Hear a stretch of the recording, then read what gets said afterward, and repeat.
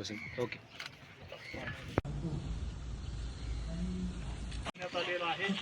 आपण सर्वजण आवर्जून या ठिकाणी आपल्या आप्तेष्टांना, नातेवाईकांना, आपल्या गावातील, आपल्या परिसरातील जे जे काही गेलेले आहेत त्या सगळ्यांना एक भावपूर्ण अशी श्रद्धांजली.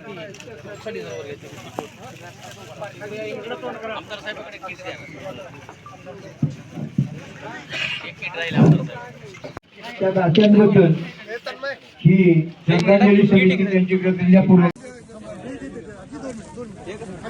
हे सगळं दानशूर व्यक्तीने 30 वर्षाचा 32 वर्षाच्या काळामध्ये अनेक गोष्टी तशाच राहून गेलेल्या आहेत किंवा नवीन प्रश्न निर्माण होत आहेत.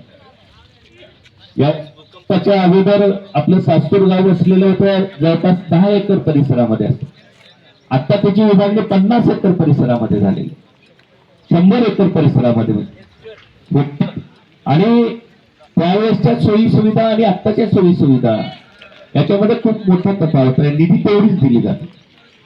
आता येणाऱ्या काळामध्ये आम्ही 37 गावचा पुनर्वसन विकास आराखडा त्याच्या कामाच्या संदर्भामध्ये त्याला एक मूर्त स्वरूप देण्याच्या परिस्थितीमध्ये सध्या आहोत.